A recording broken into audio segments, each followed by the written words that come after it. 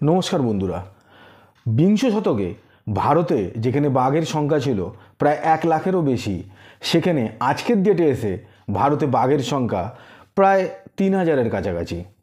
প্রথমে ব্রিটিশের রাজত্বকালে এবং সেই সময় বিভিন্ন রাজা এবং মহারাজারা নিজেদের বীরত্ব প্রকাশ করতে গিয়ে যে হারে বাঘ নিধন করে যে ইন্ডিপেন্ডেন্সের সময় ভারতে বাঘের সংখ্যা দাঁড়ায় মাত্র 1700-তে এবং স্বাধীনতার পরে সেই একই ধারা, বাঘকে নিধনের যে ধারা, সেটা কাঁধে তুলে নেয় এক ব্যক্তি। তার কোচিংয়ের দ্বারা সে ভারতবর্ষের বিভিন্ন জঙ্গল থেকে বিভিন্ন পশু, শুধুমাত্র বাঘ লেপার্ড বলে নয়, সাপ, যা জীবজন্তু সে পেয়েছে তাকেই সে মেরেছে এবং বিদেশে পাচার করেছে। প্রধানত সে নেপাল এবং তিব্বতেই এই মালগুলোকে পাচার করেছে এবং সেখান থেকে চায়না এবং তারপরে সারা পৃথিবীতে ছড়িয়ে পড়েছে আমাদের দেশের বাঘ লেপার্ডের ছাল, নখ, দাঁত, চোয়াল, এই সব কিছু। এবং একটা এই বাঘের ছাল বিক্রি হতো প্রায় 65 লাখ টাকায়। এই ব্যক্তি প্রায় 30 থেকে 35 বছর ধরে পুলিশকে গুমরা করতে থাকে, বোকা বানাতে থাকে এবং পুলিশ তার কোনো রকম কিনারা করতে পারে না। এবং শুনলে অদ্ভুত হবেন, আস্তে আস্তে ভিডিও যত এগোবে আমি গিয়ে বলবো যে ভারতবর্ষের এমন একটা জায়গা থেকে বসে সেই টোটাল নেটওয়ার্ক চালাতো, যেটা শুনলে সত্যিই অবাক হয়ে যেতে হয়। আজকের কাহিনী সংসার চাঁদকে নিয়ে। রাজস্থানের আলওয়ার জেলায় 1958 সালে জন্ম এই সংসার চাঁদের। তার পরিবার শুরু থেকেই এই পশুরই, জীবজন্তুদের ছাল, নখ এইসবেরই বিক্রির ব্যবসা করত, কিন্তু সেটা লিগ্যাল ওয়েতে, ইললিগ্যাল কোনো কাজ তারা করতো না। কিন্তু সংসার চাঁদের উদ্দেশ্য আরও অনেক বড় ছিল। সে অনেক বেশি টাকা ইনকাম করার স্বপ্ন দেখতে শুরু করে একদম ছোট বয়স থেকেই। 1970 সালে তার বয়স যখন মাত্র 13 বছর, তখন থেকেই সে কোচিংয়ের কাজ শুরু করে দেয়। রাজস্থানের জয়পুর থেকে মাত্র 150 কিলোমিটার দূরে সারিক্সা টাইগার রিজার্ভ ফরেস্টে টোটাল টাইগার পপুলেশনকে শেষ করে দেয় এই সংসার চাঁদ একাই। পুরো ভারতবর্ষের বিভিন্ন জঙ্গলে যত প্রচাররা ছিল তাদেরকে নিয়ে সে একটা সিন্ডিকেট গড়ে তোলে। 1974 সালে প্রথমবার তাকে পুলিশ অ্যারেস্ট করে, কিন্তু কোনো রকম প্রমাণ না থাকায় তাকে ছেড়ে দিতে বাধ্য হয়।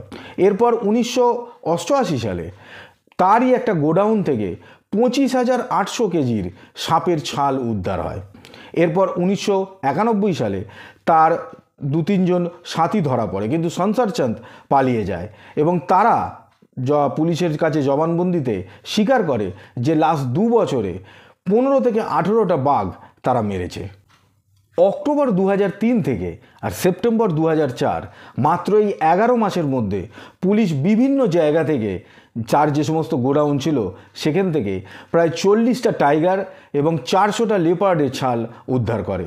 এরপর জানুয়ারি 2005-এ দিল্লির প্যাটেল নগর থেকে, সেখানেই তার সবচেয়ে বড় গোডাউন ছিল, সেখান থেকে কয়েকটা জিনিস উদ্ধার করে, যেমন 2টো বাঘের ছাল, 28টা লেপার্ডের ছাল, 14টা বাঘের দাঁত, 3 কেজি বাঘের নখ, 10টা বাঘের চোয়াল এবং 60 কেজি বাঘ এবং লেপার্ডের পা উদ্ধার হয়। তার যে সিন্ডিকেট সেটা ভারতবর্ষের বিভিন্ন রাজ্যে ছড়িয়েছিল, দিল্লি, হরিয়ানা, ওদিকে উত্তরাখণ্ড, উত্তরপ্রদেশ, মধ্যপ্রদেশ, এমনকি সাউথে কর্ণাটক অবধি তার এই জাল বিস্তৃত ছিল।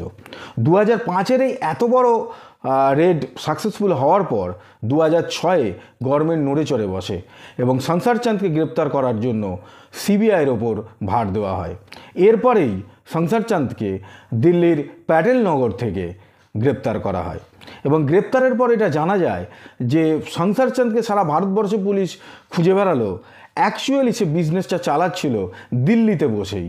দিল্লির সদরবাজার এবং প্যাটেল নগর, এই দুটো জায়গাতেই তার বিভিন্ন গোডাউন আছে। এবং গ্রেপ্তারের পর যখন ইনভেস্টিগেশন শুরু হয়, তখন এক এক করে যখন তথ্য আসে, তখন তার সম্পত্তির হিসেব দেখেও সবাই অবাক হয়ে যায়। কারণ দিল্লির সদরবাজার এবং প্যাটেল নগরে তার প্রায় 27টা বাড়ি আছে এবং 15টা দোকান ছিল। এবং পুলিশের জবানবন্দিতে সে এটা স্বীকার করে যে এই এত বছর ধরে সে প্রায় 470টা টাইগার এবং 2130টা লেপার্ডকে সে নিজেই মেরেছে। 2006-এ গ্রেপ্তার হওয়ার পর কিন্তু তাকে বেশি দিন জেলে থাকতে হয় না, তাকে তিহার জেলেই পাঠানো হয়েছিল। কিন্তু তার অসুস্থতার জন্য তার বেশিরভাগ সময় তাকে হসপিটালেই থাকতে হয়েছে। শেষ অবধি 2014 মার্চ মাসে সংসার চাঁদের মৃত্যু হয়। মৃত্যুর আগে কিন্তু তার খুব কষ্টদায়ক জীবনই কেটেছে। তার কারণ তার লাংস, ব্রেন এবং স্পাইনাল কর্ডে টিউমার হয়েছিল এবং সেখান থেকেই ক্যান্সার তার পুরো শরীরে ছড়িয়ে পড়ে। ফলে মৃত্যু তার কিন্তু খুবই কষ্টদায়ক হয়েছিল।